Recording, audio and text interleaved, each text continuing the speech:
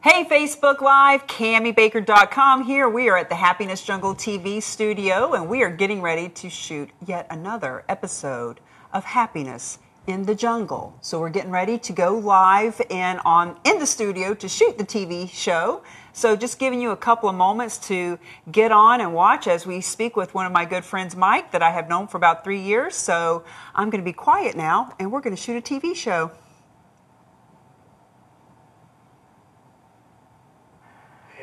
8, 7, 6, 5.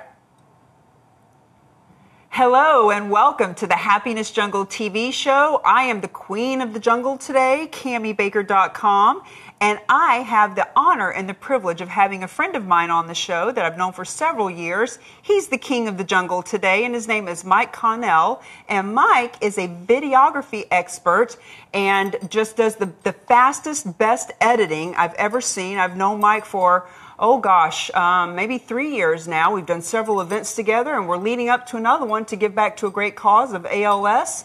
Mike, share with everybody just a little bit about what would you want our viewers to know about you?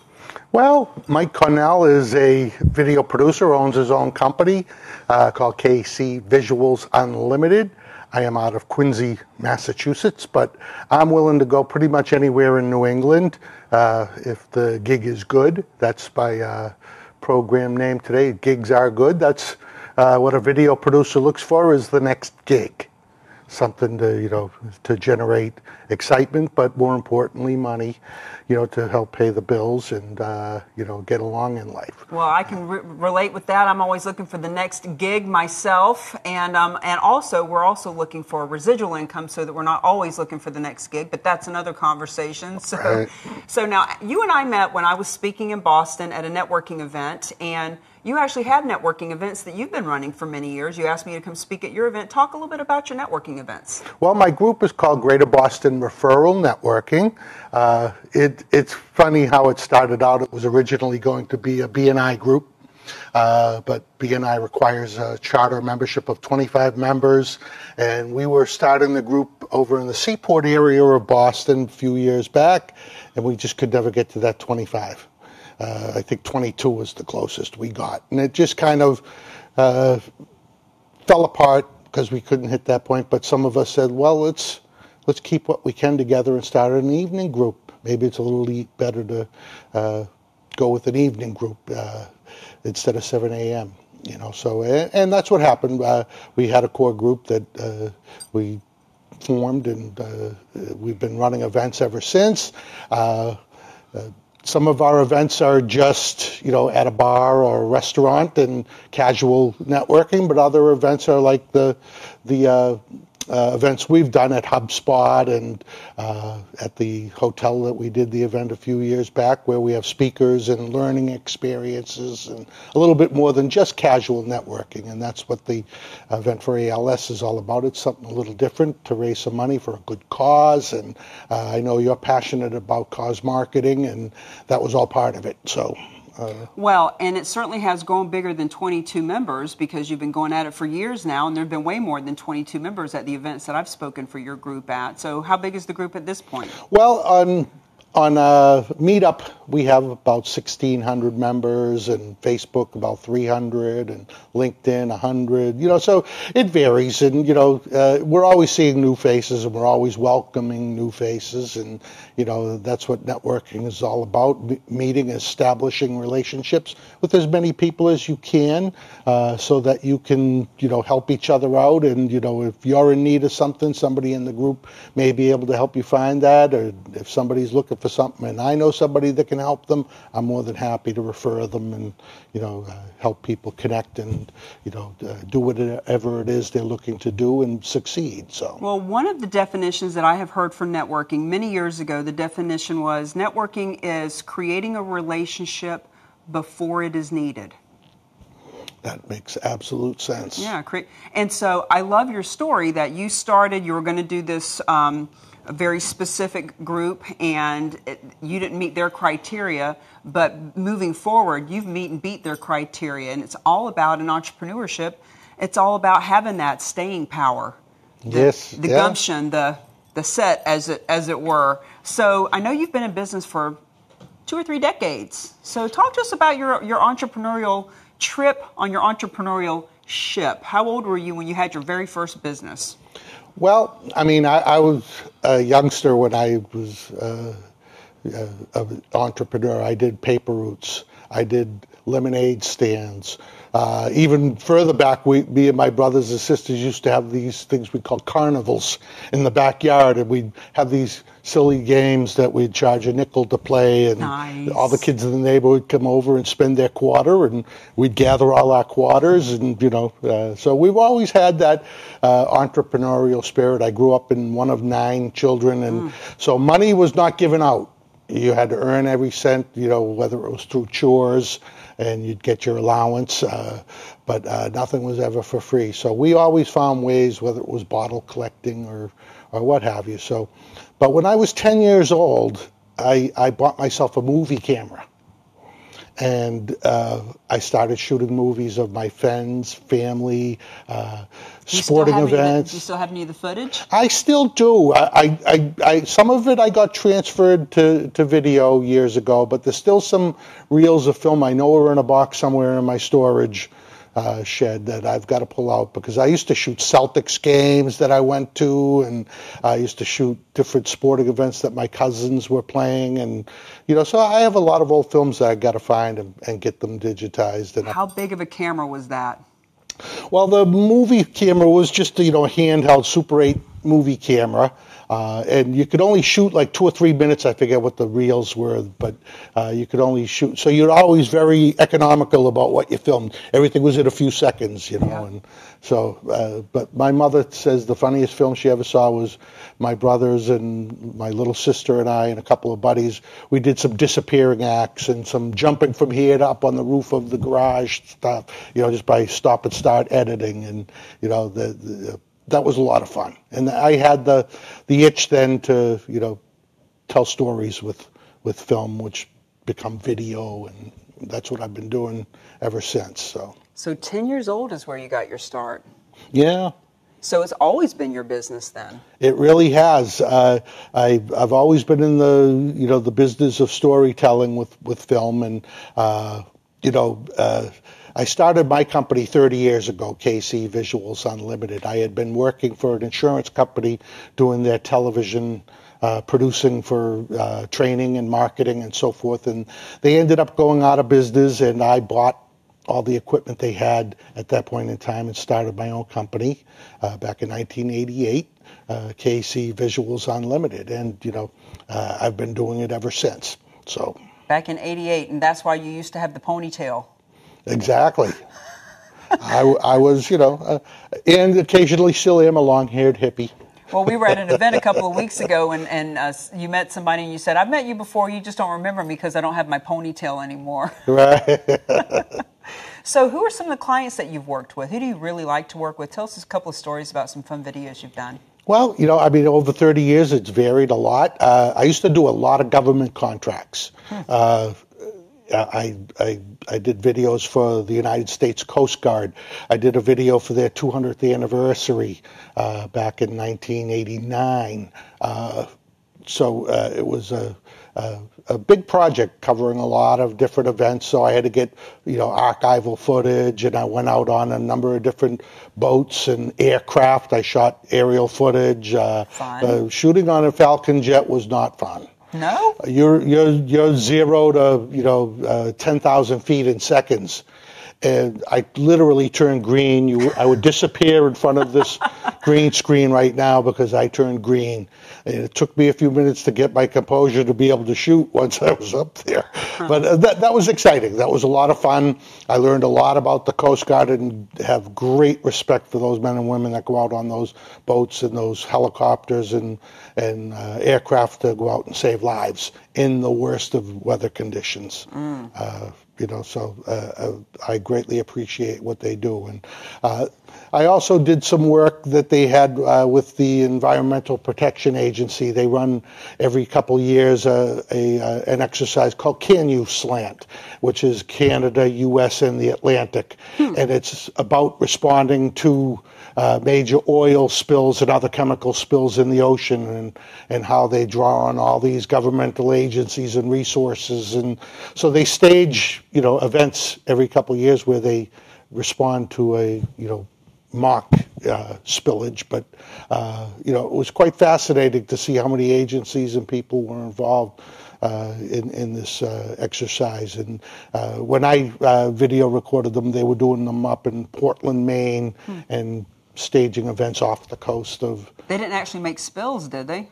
No, they would spill like popcorn and things, and they'd use the equipment to gather it all in, Okay. But the real idea was working with all these agencies, establishing the communications, and so we would shoot all these drills and exercises and meetings and things, and they'd use the video for training and for promotional purposes to gather other agencies that needed to be involved and get their involvement. And so they didn't learn how to get the oil off the ducks until it actually happened. Right. They didn't want to spill real oil and cause an issue with the water that they were dealing in. But they learned from the spills that have happened, and they take that and move forward and try to improve things as they go along. But there's no perfect way to respond to a spill, because you don't know where it's going to happen, what the weather conditions are, and because if the water is rough at the time of a spill, it's dispersing and traveling quickly. If it's still and calm, it's a little easier to gather it in. And there's so many things going on in the world that we just don't think about. What are some other interesting things you've taken footage of? Oh, I've done a lot of different sporting events that are championship events, so you get that excitement and thrill that are on the athlete's face, whether it's pros. It's even more fun when they're younger, and you see that real emotion come out. The kids have just won championship. I cover the Lawrence Academy hockey team every year, and they just won their New England championship, and so the thrill of winning that unexpectedly was really a lot of fun, and you could see that emotion in the families and the kids. Nice. Now, how have you seen your business change as equipment's changed, as technology's changed? People have their own. You pull out your phone, you got a video camera on it. Do you find that to be competitive? It's amazing the transformation that's happened with equipment over the years. When I first started out, the machines to record were these big, huge, 200-pound recorders to record 3/4 inch and then Betacam video, and the quality of it, for then was great, but for now it's not even comparable with the HD video that's out there now. When I was in the I'd say mid-90s, digital video was starting to take hold. And a company that was in my hometown at the time, Tewksbury, Mass., Avid Technology, they were known as then. They're now just known as Avid. But they were the industry pioneers in digital video editing. And I went to work for them for a while to learn and be able to use the equipment. And it literally changed the whole technology on how you do things, especially in editing, because in linear editing, which is what videotape editing was, making changes in the program, especially when it involved the length of the program, was not easy. It wasn't like film. Film was non-linear. You could clip out, a piece of film and then splice them together again and remove. But in videotape, it wasn't so easy. Big changes, when clients said they had a big change, you'd drop your head on the table and cry, like, oh my God, it means redoing the whole thing. But with nonlinear digital, it was just, move things around, up, down, sideways, and the capabilities for effects were much greater. And, when Avid first started out, an editing system would run $80,000. what you can buy today for $49, online software blows away what those systems could do then. It's just amazing, Yeah. I'm sure Dick behind the screen there could tell you that too. He looks like he's been around the same amount of years as I, and I bet he's seen a lot of changes. And, what you can do with this software is just amazing. And then the cameras, the GoPro cameras that you could put on your hat and go down a ski slope, and shoot, and you get this great 4K footage, or put it on a drone and get drone footage that's just amazing, I have a guy out today, he's shooting drone footage for me over in Milford, New Hampshire, of a dentist's office that I'm going to be there next week, because they wanted aerial footage. It's beautiful where they are. So it's just an amazing thing that, Well, considering all that, the editing equipment was $80,000, and now it's $49. And that the technology, it's just like I remember when a VHR player was $1,000, and you had to pay to belong to the local. I remember when the video store.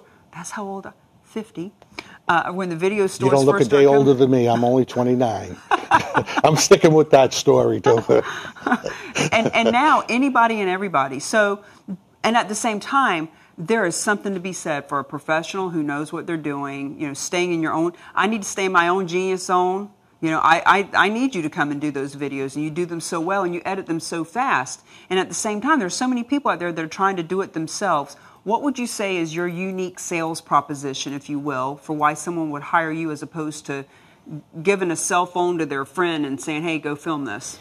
Well, the cell phones do take nice pictures, but there's other challenges if you're not quite sure what you're doing. And, it boils down to how good is the sound? How good is the framing? How good is the lighting? If you're, branding yourself and putting yourself out there for your company and your brand, you want to look as good as you can. And, if it's not something that you're comfortable with doing, then, bring somebody in that knows what they're doing, or at least get a little coaching on how you can make your own videos better. And I wrote a book called Video Marketing Made Easy to help people that want to keep doing it themselves, to give them tips and ideas and things to do to make their videos better. But I didn't know you had a book out. Yeah. How long's the book been out? About a year. Mike Connell. Why aren't you carrying that book around? I haven't seen. Well, it's not carryable. It's in digital form. It's a digital book. It's on Amazon Kindle. It's a digital book, and you can find it on Amazon Kindle. It's called Video Marketing Made Easy, and it's got the lovely Lisa Malmgren on the cover. Oh yeah, nice.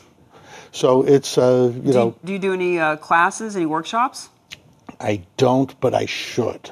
But finding the time, that's always the challenge. And but I would be happy to do that, even if it's, just a webinar, to help people, get over the hump of making the shaky, I like to say the video where your head's on the bottom of the frame and there's a mile of headroom above them, that people do. And, Well, I know I just got one of the smooth things that's supposed to hold it. Yeah, that's great. Yeah. Well, it's great if you can figure it out, but for those of us who are technology ignorant, I just need to give the damn thing away. I've had it for 2 weeks, can't figure it out.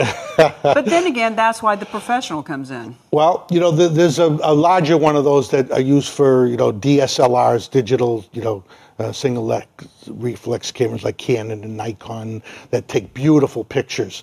But moving around is a challenge with those, when you're holding it, and they have what's called a gimbal. That's what they call it in the... Right. It's a big, monstrosity that you've got arms and, the camera's on there, a monitor's on there, and you can move around smoothly if you can figure it out. Mm. And this guy that's doing the drone footage for me, he's got a gimbal, and he said it's been a challenge to learn how to use it gracefully, and get that real nice smooth movement. It takes time. That's what they call it on the smooth. They call that the whole moving mechanism, the gimbal, but... Right, but yeah. They come in different sizes depending on, they're for the phone, they're for the cameras, they're for big TV cameras like this, you could get them. They have different names for them as they get larger, and so. So who is a perfect client for you? Who do you really love to, like, if you could just wake up every morning and work with this kind of person or company, what would it be? The perfect client is somebody that has the notion in their mind that video is what they want to do to get their message out there. And, if you look at all those marketing surveys, they're telling you that, the traffic on the internet is video based. Everything, right, I think it's 80% of all traffic right now is tied to a video in some way or fashion. People would rather, see and hear you than, read what you have on the internet. And, so I'm looking for somebody that understands that wants to get their message out there and knows that video is the way to do it in, short snippets. Right now, I'm talking to a guy that's doing a video next week in Warwick for a restaurant, and he wants to do a series of videos on just the food and the atmosphere, and all in the short snippets, and that's great. That's that's the kind of client I want, that understands that using video to talk to their potential clients out there is the way to go. So I tell my clients all the time, I say, words are good, like typing. Reading words is good. It's better than nothing. Your voice is better. Leave a voicemail. But this is best. Yeah. Video is always best for people to get to know who you are and to bond. Right. They see you, they feel you, they trust you, they want to work with you. They understand that, and especially, for the independent professionals or small office professionals like dentists and doctors and, other, plumbers, electricians. Why not get your face out there? They're who you're going to have to deal with. Talk to the person. It doesn't have to be elaborate, but, get your face out there and be friendly and exciting. And speaking of that, I don't think I've seen much video of you. Oh, of course you have. Do you ever flip the camera around and put it on yourself? I do. I did a Facebook Live right, when we were in the control room there with Dick. Oh, nice. Dick waved to everybody, and I, talked a few minutes and promoted this live video here that we're doing. And, I do get in front of the camera, not as much as, I probably should, but when you have a face for radio, you don't want to get out there as much as a beautiful person like yourself that doesn't mind getting in front of the Live. camera. We need some thumbs up. We need some hearts. We need people telling Mike that he doesn't have a face for it. That's so funny. You said that when you first got here. What's next for Mike Connell? The next gig. Gigs are good. I'm always looking for the next gig. On top of it. You answered that immediately. Yes, good for you. I'm always marketing myself. I'm always putting out there. I message people every day on LinkedIn, on alignable.com, on Facebook.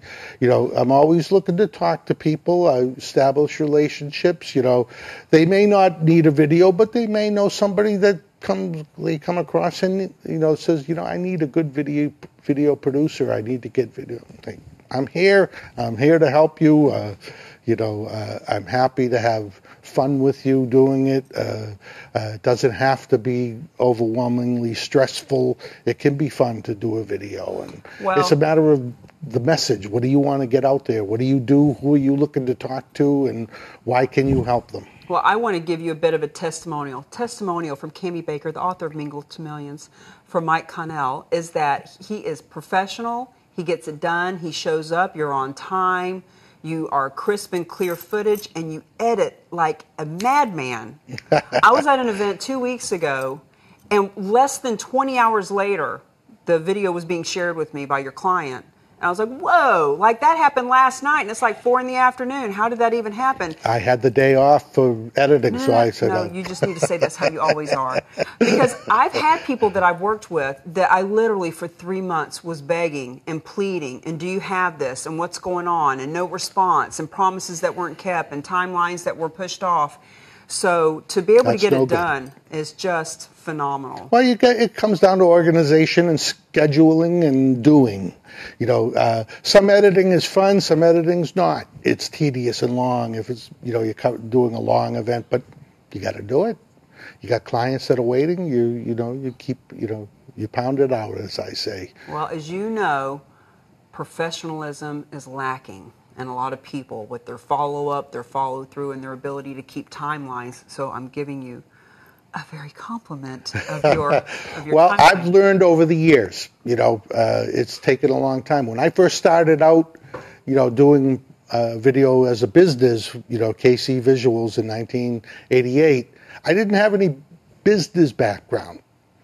I did the videos. So I would find a client, do the video, and then I had the downtime, had to find the client, do the video. I realized over time that, you got to find the client and do the videos at the same time. It's how it works, It's just like when I was in real estate, or even now, when you prospect a little bit and you get some business and all of a sudden the checks are coming in and you stop prospecting and then you realize 90 days later, whoops, I stopped networking. I stopped putting it in the pipeline. Right, you got to keep the pipeline filling up. You got to keep finding those leads and prospects and talking to them while you're still doing the work you're doing. You just got to, work 24 hours a day. Which kind of leads me into, the whole cause marketing thing. One of the things I love about helping people with cause marketing is it gives us a way to support a cause that we're passionate about while we are promoting ourselves and our business. And you are really passionate right now about ALS, and you brought to my attention exactly what that is. I had heard the name for many years, Lou Gehrig's disease. I'd heard these words, but I didn't know what it was. And when you brought it to my attention, I was like, whoa, that's a nasty, nasty place for somebody to end up. Share with our audience a little bit about why you're passionate about it, what it is, and let's just bring some public awareness to that. Well, ALS is a neurological disease that affects the brain first, and then the spine, and then all the organs in your body. It just slowly shuts your body down. Lou Gehrig brought light to it way back when as a great athlete that was diagnosed with ALS and died, less than 2 years later. And, I had a friend who died from ALS a few years ago now. Thank God he was, a little bit older, so he didn't die and not see a good part of his life. But it's still sad to see somebody, go through that. And, there's a lot of people that, they get the symptoms and ignore the symptoms. And, then all of a sudden, it gets to the point where they can no longer ignore it and they find out. And there's not a lot of research going on from the pharmaceutical companies for it because, only 30 to 50,000 people, are stricken with this disease, and that's not enough profit for the pharmaceuticals. So it takes groups like the ALS Association to raise money and awareness, and And that's why we're doing the barbecue that we're going to be doing in a couple of weeks, and we're coming to the end of the show. So Mike Connell and Cami Baker, just want to thank you for being part of the Happiness Jungle TV show. We are happy in the jungle. Are you? Good job.